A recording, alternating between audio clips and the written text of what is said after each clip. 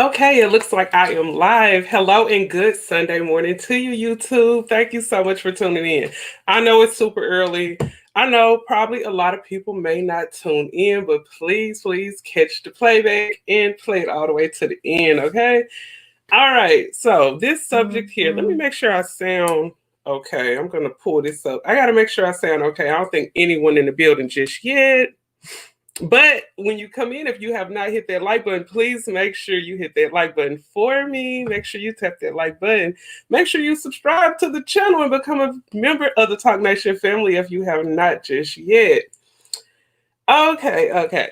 So, getting off into this topic here. I was actually having a conversation with my son's father the other day, and we were talking about things dealing with relationships or whatever, you know. And I was just saying to myself, do you think some women's standards are too high? And he was just saying he thinks some women actually want to get in relationships, but they don't know what to do to keep relationships. So I was like, wow. So I think it kind of fell in the category of saying standards of what a woman expect when it comes to dating, when it comes to courtship, when it comes to, her considering to be a wife and get married and all that. I hope my sound is good. If anybody out there, please just make sure you hit the okay button. Let me know if it sound okay. Okay, it do. Okay, perfect.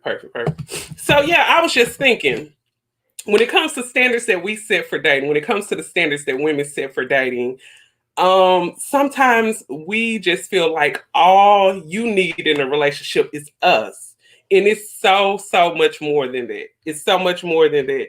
It's being a good woman is sometimes it can take a lot of it ain't no it can take a lot of work actually being a good woman. But I just think if you with the right person, it's well worth the work. Okay, close the door. Close the door. I think it's well worth the work if you're with the right man. So, getting off into this situation, okay? Okay, so I was thinking this. A lot of modern day women, we have the attitude like we are bosses, we are the boss. So, do you know how hard it is to get a boss to fall in line with rules when we are the ones who set the rules? Do you know what I'm saying? Like, we set the rules and then we want to attract a man to be with us that's gonna at least listen to adhere to what we say. But it's like most of the time a man don't give a damn about what you think. It's just like a man is looking for a woman. I can't really say what a man looking for, okay, because I'm a woman and I don't have a man right now. So I would never try to tell you that. But I can tell you what I hear them say in stuff like that. But as far as knowing the game, when I ended up going over this whole thing about doing this show, I'm not gonna lie, I got a little bit down because I was thinking when it comes to the dating game out here in relationships, it's like I almost have no relationship skills. And that's another thing too. When you wanting to get into a relationship and you're in the courtship and you're dating and you eventually do want to be married and you want to be a man's wife, are you coachable? That's the thing right there, when especially when it comes to ladies that's been single for a long time. Like I've been single for a good minute now. I know I've been single for probably like 2 years now.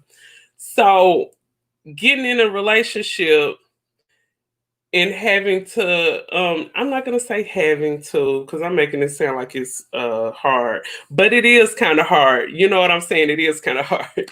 But it is hard when you're used to doing what you want to do and you're used to following by nobody rules but yours, and you're with a man that you're gonna have to submit to him in certain types of ways. You're gonna have to listen to him. You're gonna have to allow him to be your leader, and you're gonna have to allow him to be your provider as well. So when you're so used to being by yourself, that is hard. So like saying like, I hear a lot of women nowadays, bragging on being bosses and things of that nature. I'm a boss, I'm a boss, I'm a boss. Okay, so you being a boss, it's going to be hard for you to follow someone else. Okay. And then also going into the availability out here. I know you hear a lot of women say things like, oh, the dating game is so hard because there's not enough good men out here. Most of them are locked up. Most of them are, they're broke. They don't even have the means to have a family and support a woman. And basically looking at these numbers, because I was actually Googling statistics on, the middle class standard. And I looked up black men because that's who I prefer, the middle class standard of black men versus black women, and looking at these numbers, and I think I wrote it down. I don't write all notes, but it's just little key points that I got to write down so I will not forget. Okay.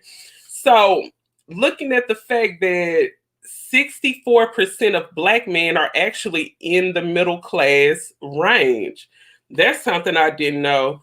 And then also looking at the fact that 51% of black men are actually single and have no children.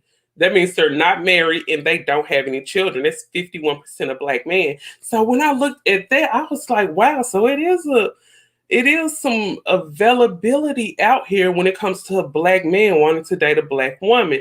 This is going for everybody in the dating scene, anybody that's single. But I'm saying a black man and a black woman because that's what I'm referring to, what I'm familiar with. But me looking at that, and it's like the excuses that a lot of single women have these days, it's like these excuses are running low.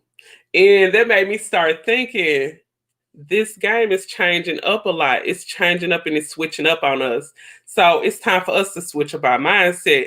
And that kind of put me in the mind of the list of standards that a woman used to have, that old list that we had, that we sit around with our girlfriends and we talk about, like, girl, I don't want a guy under 6 feet tall. And, I don't want a guy that makes, under 100,000. And I don't want a guy with no kids, and I don't want a guy with this and that. When all along, it's not the women that make the choices about marriage. It's the man that makes the choice whether he marries you. And it's like, oh my goodness, I kind of realized when we were raised up with this old school kind of teaching that the woman was the prize. The woman is always supposed to treat herself like she's the prize. But looking at the fact that a man determines whether the marriage happened or it don't happen, it's on the man, then in a sense, the man is the prize. And I was like, oh, when I put this story together, I was like, I shed a little tear. And let me tell you this, just honestly speaking, why I shed a tear, because I just feel like the everyday modern woman has actually been lied to for a long time.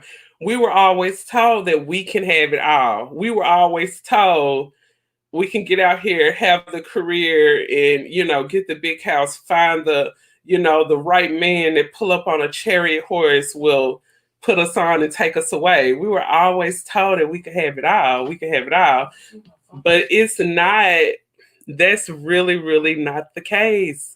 We cannot just have it all.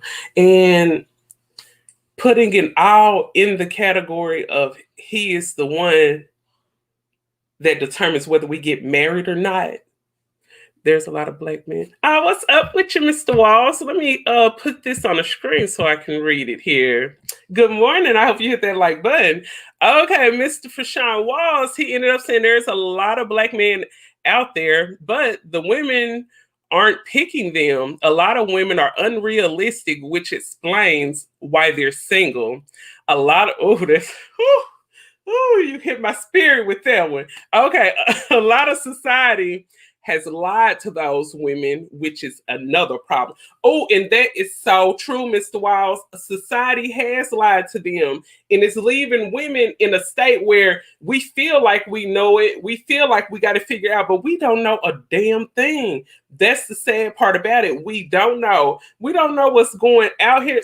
And let me tell you this. I was looking through different videos and I was Googling different things when it came to this topic. And a lot of women feel like we have to date first and then we become a wife. In order to become a wife, we have to date first. But yep, how you know? Yep, that was Kevin Samuels. Yes, shout out to Kevin Samuels. You know, he has a whole lot of, you guys go and subscribe to him, and he's also on Instagram. He has so many videos when it comes to dealing with topics like this. And I'm not even gonna lie, when a woman first watched Kevin Samuels, like she'll probably get a little angry and her feelings probably will be a little hurt, because when you've been lied to for so long and that truth finally starts to hit you, it will hurt. I can be so honest and say that it will hurt. But one thing I end up hearing was that they say you are not a wife when it comes to the dating process. You are a wife before you even start dating. So looking at that, it'll make a woman look at herself. It'll make a woman really, really look at herself. And I'm going to tell you this, as high strung as a lot of women are, that is the most hardest thing to do, is look at yourself. Look at yourself. When you take a look at yourself, you got to think like this. When you take a look at the things that you are doing and the things that you are doing, how it has got you to where you're at now, and you are forced to look at that, it's going to put you in a position where you're going to be forced to change something. Because if you're looking at it and you're not feeling good about it, you know, it's like, okay, what can I do to change? What can I do to make these numbers in my favor? Especially looking at the fact that only, 30% of Black women will ever get married. What can we do to fix these numbers? What can we do to level out this scale? Especially looking at the fact that only 51% of Black men are, 51% of them are actually single and have no children. So that's making it look like, wow, the dating pool that Ricky Lake and Oprah and who is that, Sally Jesse Raphael, all of this stuff they instilled into the generation back in the late 80s and on into the 90s, that whole indoctrination, how they all brainwashed us single Black women, making us feel like we don't need the Black man, like he's not valuable, like us saying that all of them, 80% of them locked up and the other percent of them gay, or either they're married. So what is that making a woman feel like? I feel like this. It's putting a woman in a position where she feel like, well, it looks like the only option I have is to take another woman man, or i.e. be a side chick to another married man. It's making us feel that way when that is not the case. It's actually a lot of good guys out here. But I just think it's coming to the time where and I'm speaking on myself, okay? I'm not putting every single woman in this category. So let me put that disclaimer out here. It's time that I throw out my list. Oh my God. That kind of hit me right there. I don't want to throw my list out. I just want to adjust it. Okay. Okay, but yes, being truthful and honest, yes, it's probably time that some of us throw out our list. And when I say us, I mean us as single women. It's time that we throw out our list.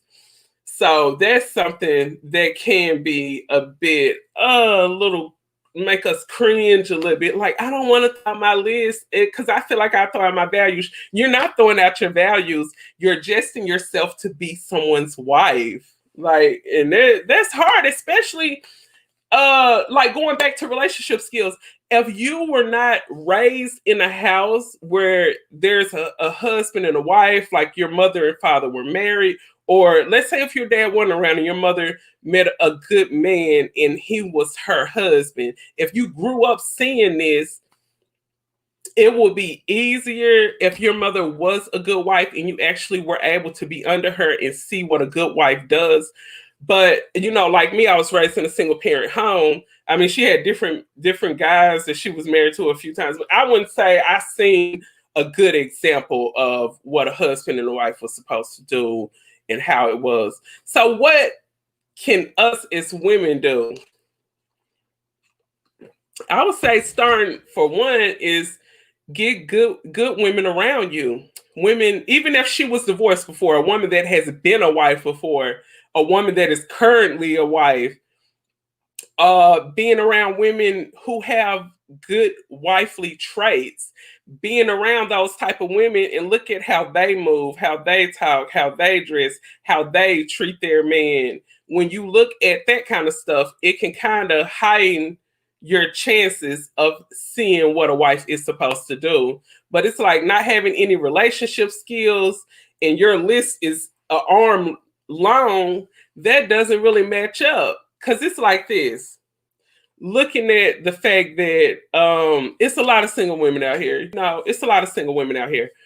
But looking at them and they're in a position where feeling like they got the upper hand, a man has to bow to them, and they don't know out here in the game, it's not like that. They got to figure out what they can do to make themselves better. Like looking at the fact that, and this is pertaining to me right here, if you're overweight, it's gonna make your chances a little bit slimmer when it comes to getting what you want out there.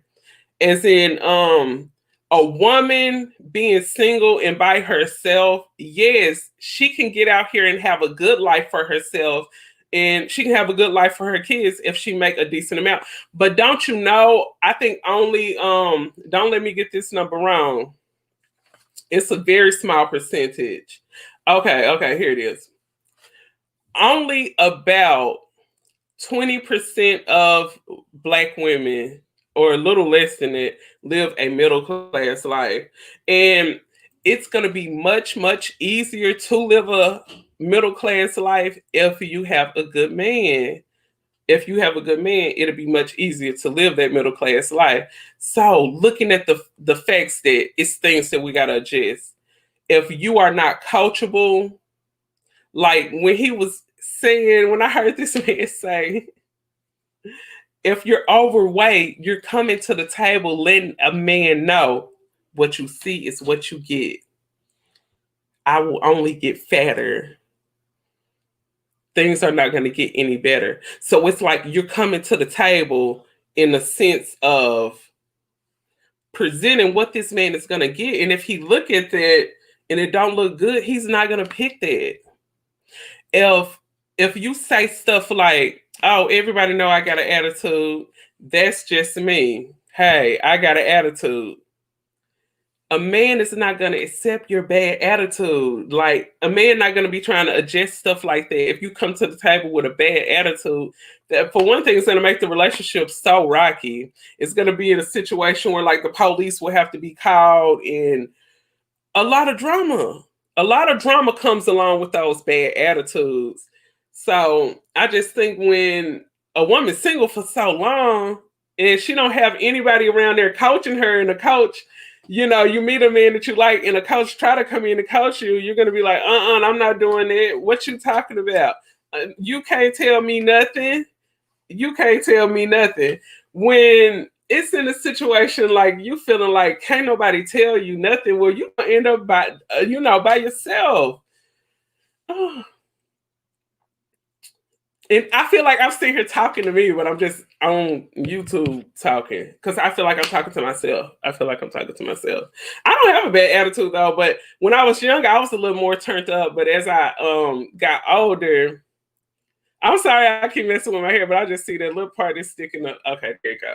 Okay, but as I got older, my attitude has gotten so much better. I'm mature. I can have a decent conversation. I don't get when it comes to certain topics and conversations, I'm not gonna feel like, oh, he talking to me, oh, he talking to me. I don't be on the defensive side. We can be having a general conversation about anything, and I don't have to insert myself in that same topic that you're talking about, because I just feel like, even if we're sitting here talking about something that I'm going through, I can still sit there and listen, because I want to hear some details on how I can get better. And I know it's starting with my weight loss. When you are trying to lose weight, it can be hard. But I'm saying, when a man see a woman is motivated and she's willing to do the work to make herself right and to practice self-love and self-improvement, that alone will attract a man to you, because he see you love yourself and you're trying to do something to improve yourself.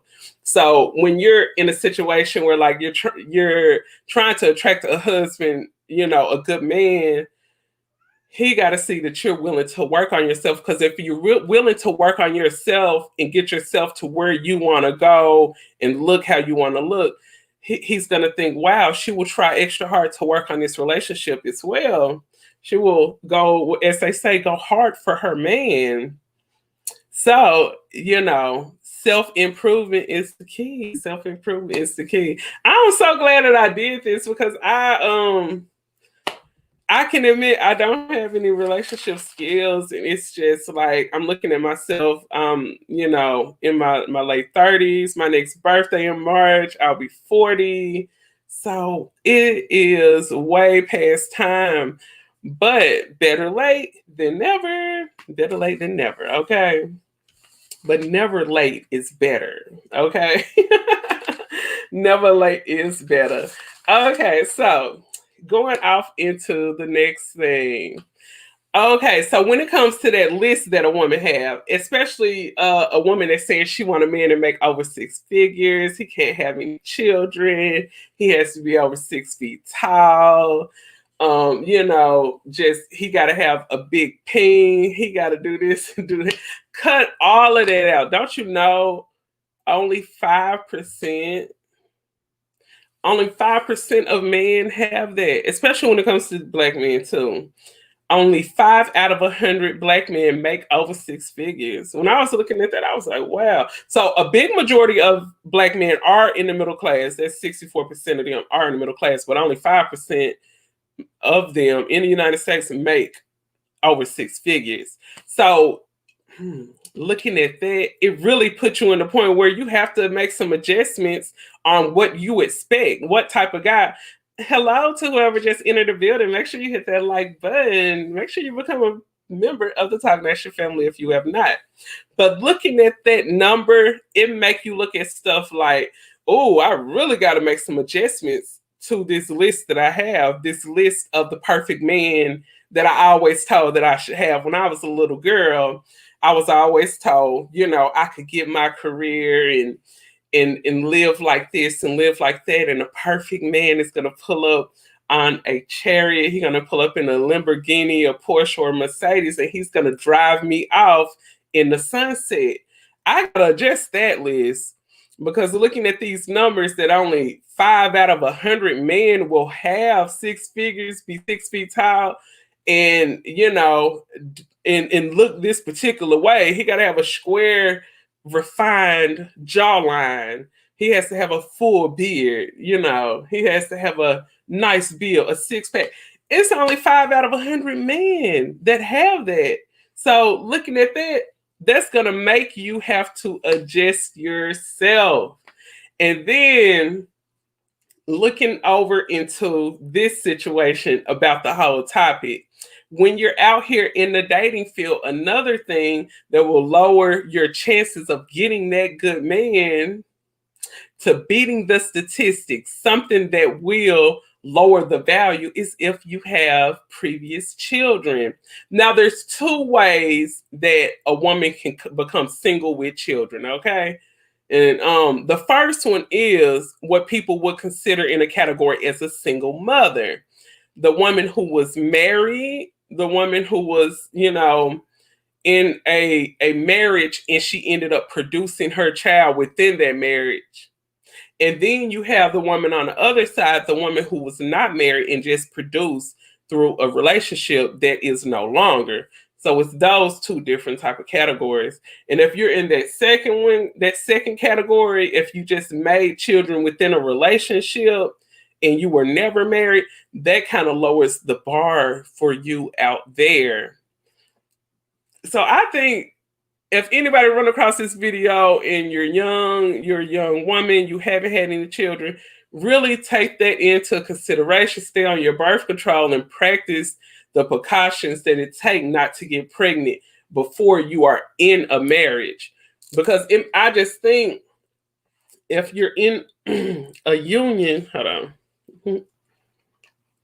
If you're in a union already and you create a child, it puts that child in a sense of where their life will be better. It just makes everything a lot better. And especially when it comes to you trying to get a certain small category of men, you're going to make your whole numbers go up in a positive way when it comes to whether you can get that man or not, whether you have children, whether you keep yourself together, your body together, stay looking good, stay vibrant, stay happy, and most of all, be coachable. Coachable. Oh my goodness, that is the key word, coachable. Okay, and then it's another thing too. When it comes to being out here and dating, a woman to think, well, my kid, or it could be a girl that just got one child, and she like, one child doesn't matter. One child doesn't matter. I had this child. A child does matter, especially when it comes to meeting a certain standard of man. Like a man does look at stuff like that. I can say I have dated before and been in relationships with decent men that a few of them didn't have any kids. And I just seen like, no man, just to sum it up, no man wants to be a stepdad.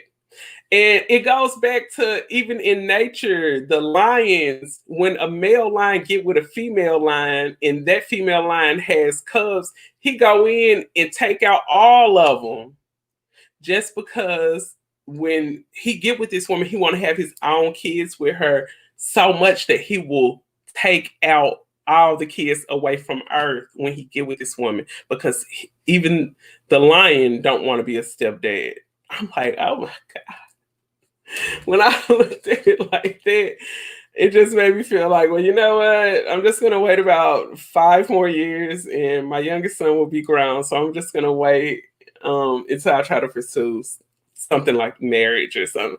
And then I just got to thinking to myself, just think 5 years of me, I'm not going to say I'm going to just be single, but 5 years of me not being in the company of a man and really getting that coachable experience, it's going to set me in a place where I be like in my mid to late 40s and I just be out here like, oh, I've been doing this by myself for so long, I can keep on doing it. I don't ever want to get to that point to feel like I don't need a man, because I feel like I do. I'm going to just be honest. And I feel like I'm in rehab right now. I am Katie and I need a man. Oh my God. I am Katie and I need a man. Take me to rehab. Take me to rehab. Oh my goodness. But yes, when it comes to being out here and a woman having kids and versus when a man have kids, it's like huge double standards to that. And it's like, it doesn't matter if a man has kids or not. You have seen plenty of men out here that got kids by different women and they're still able to snatch up a good woman. And like, you'll see a guy out here, he got 3-4 kids with 3 or 4 or 2 different women, and he'll still be able to meet a decent woman and still get married. And I be like, oh my God. You see there more cases of men doing it than when women doing it. So they're showing you the game is different. And yes, there is a double standard. And I know us women we hate it. We hate it. But there is a double standard. It's like it's nothing that can be done. But I'm like, oh, we just have to make adjustments. We gotta make adjustments. And it's something else I want to talk about here. Okay. So when it comes to you actually getting in the position where you have what they would say you have leveled up, you got your fitness together, you got your routines together, your self-love together, and you're in a situation where, hey, I need to meet me a good guy. I was just thinking this. I was looking at some videos and it was showing places to go to meet high value men. I would say expensive boutiques, the most expensive side of town. Go to grocery stores in high dollar areas. Like I'm here in the Little Rock area. Places like the Heights and places like Chanel. Go to expensive grocery stores. Go to expensive locations. Places like the Outback Steakhouse, expensive steakhouses, and expensive steakhouses, expensive restaurants. Those are good places to meet rich people. And what I've heard, I've never done it, but I'm just telling you some advice that I heard and just passing it down. Preferably go to these steakhouses and expensive restaurants around happy hour, because very high valued, high dollar men hang out at places like that around happy hour, lunchtime, and stuff like that. But yes, that'll be a whole nother video. And you know what? Actually, my son's father was supposed to join me on this live, but I'm actually going live again, and we're gonna talk about the what women can do in relationships to make these numbers better when it comes to a woman, especially women getting married, staying married. What can we do? He's been married for like 11 years, and we're just gonna talk about that. So I most definitely will be back. I will be back at 11 o'clock. I'm almost coming up to the 35-minute mark. So most definitely I will be back. Thank you so much for tuning in. Make sure you guys hit that like button, hit that subscribe, and make sure you share. Become a member of the Talk Nation family, most definitely. And also, make sure you keep a close eye on my community tab, because on my community tab, I do a little bit of sharing of little top stories and stuff. But a lot of the stuff that I post, I'm going to let you know if I'm going to be doing a video on it. There was a video about a story about a woman who was found deceased, and I think some days later they found her child father deceased. This was a story from out of Florida. So I'm still doing some I'm looking up things from that. So I'm going to be coming with a news story about that. You guys make sure you go on and check out some of my highest view videos. Some of my highest view news stories are also in that category. And on the community tab, you can comment, let me know whether you want to hear more news stories, whether you want to hear some YouTube tea, YouTube gossip, and stuff like that.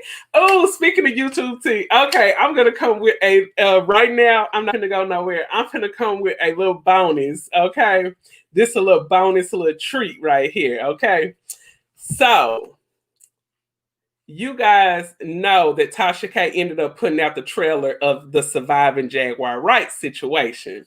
She put out a trailer for that, and she was supposed to be releasing the interview that she had with Jaguar Wright ex-husband, and she also had interviewed the son. She has an artistic son. Tasha K ended up interviewing them, and I spoke about the trailer after she put it on her community tab. Okay, so the word in the YouTube streets, word on the curb, is that in the court dockets that she have with Cardi B is actually, she made adjustments to the lawsuit.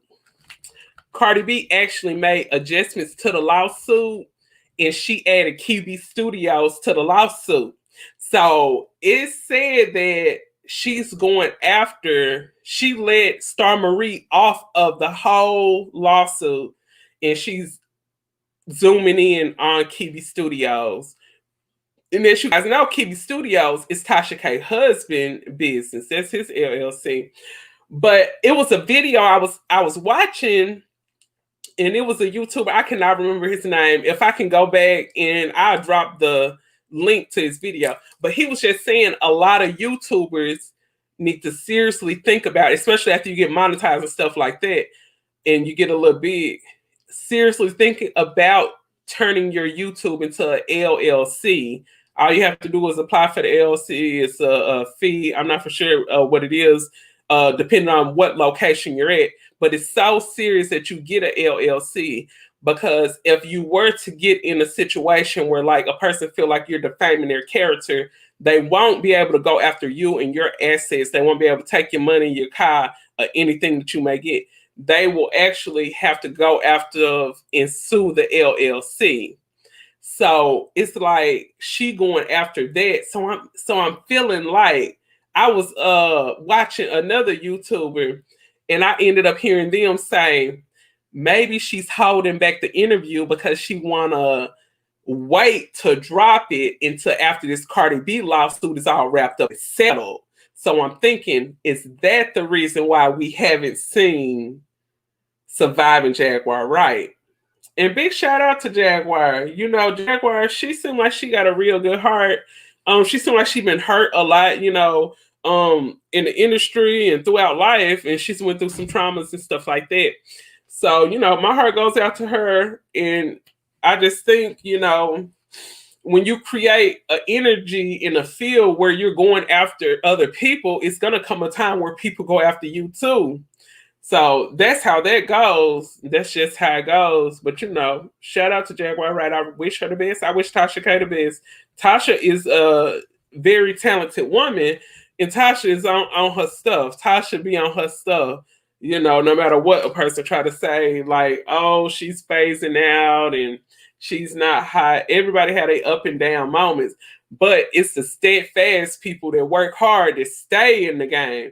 That's one thing about YouTube. You have to stay persistent. You have to stay on it. You have to stay persistent if you want someone to be there patronizing your content. You're going to have to show them you can be consistent with them with bringing the videos and stuff like that. Bring your best energy when you come. If I'm feeling down or my energy just not feeling, I'm not going to come on camera. I'm going to come on camera when I'm feeling good, because I want people to feel good when they watch me, even if it is 3 people in the building. Shout out to the 3 people in the building. Make sure you hit that like button and all that. But yes, that's what I was thinking. She's holding back because she's trying to see what's going to go on with this Cardi B lawsuit in this case here, to end up, because she just keeping it 100. This documentary that she doing with the Surviving Jaguar Wright situation, it looked like it is actually Lifetime worthy. Like it's like, what is it, Lifetime Netflix worthy type of interview. Like, she was professional. I was feeling those Oprah and Gail vibes from her. Deborah Walter vibes. I was like, even though this is some mess, like, I just want to see it. And just me being a fellow YouTuber, I want to just sit and take note of the style of the interview that she doing. I want to see all of that. But you guys, drop your comments below. Let me know what you think about this whole Tasha K situation. If you caught the video earlier, drop a comment about that as well. But yeah, so that was the bonus I did. But you guys make sure. Okay, right now it is 8:30 on the dot. I am 39 minutes into the video.